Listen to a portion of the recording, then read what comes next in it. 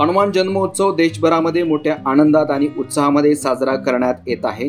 कुर्ला पश्चिम येथील श्रीकृष्ण चौकातील श्री खंडोबा हनुमान मंदिरामध्ये हनुमान उत्सव मोठ्या आनंदात साजरा करण्यात येतोय।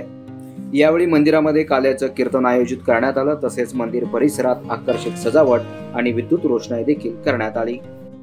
सर्वप्रथम मी हनुमान जयंती नसून हनुमान सोहळा हा आमच्या ज्या जुन्या कीर्तनकार किंवा जे महाराज लोक आहेत ह्यांनी जे आम्हाला संस्कार घडवले आणि भगवंताचं जे अधिष्ठान आहे त्याला अनुसरून शास्त्रोक्त पद्धतीने मंदिराच्या स्थापनेपासून आजतागायत आम्ही पहाटे सर्व भगवंतांना आणि विशेष करून हनुमंताला स्नान घालण्यासाठी गोरी पंचवटी नदीतून पाणी आणतो, त्यांनी स्नान घालतो।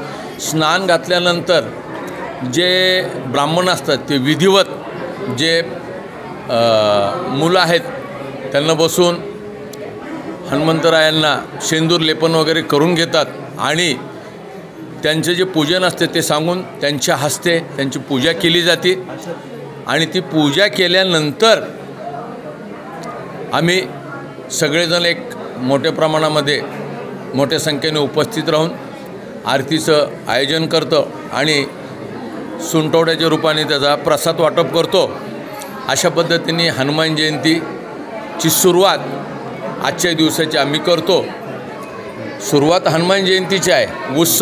उत्सव चैत्र पौर्णिमा यात्रा उत्सव आहे। आम्ही दोन्ही भगवंताची अशी सांगड गाठलेली आहे की हनुमान जयंती ते खंडोबा महाराजांचा चैत्र पौर्णिमा यात्रा उत्सव, अशा पद्धतीने उत्सव आम्ही हा साजरा करतो। आज काल्याचं कीर्तनही झालेलं आहे, महाप्रसादी देखील आहे, ते एकूणच त्याविषयी त्या कार्यक्रमाविषयी काय सांगा? काल्याचं कीर्तन ही वारकरी संप्रदायाची परंपरा आहे। जोपर्यंत काल्याचं कीर्तन होत नाही तोपर्यंत अखंड हरिनाम सप्त्याचा शेवट होत नाही आहे।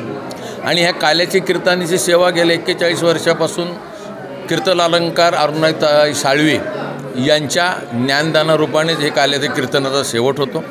त्याच्यामध्ये प्रभू श्रीरामाचं, हनुमंतरायाचं, सर्व देवी देवतांचं याच्याबद्दल खूप चांगल्या प्रकारे मार्गदर्शन होतं। भाविकांना, महिला भगिनींना यातून अतिशय प्रेरणादायी प्रबोधन केलं जातं। आणि त्यानंतर काल्याचा प्रसाद म्हणून एक हंडी बांधलेली असते, ती हंडी फोडली जाते, त्यातून लाह्या कुरमुरे वगैरे याचं वाटप केलं जातं व हे संपल्यानंतर सर्वांचं सन्मान सोहळा होतो आणि किमान दुपारी काल्याचा प्रसाद म्हणून 1000 लोकांना स्नेहभोजनाचा लाभ दिला जातो। यासारख्या अन्य बातम्या बघण्यासाठी तुम्ही आमच्या चॅनलला लाईक करा, शेअर करा, सबस्क्राईब करा। धन्यवाद।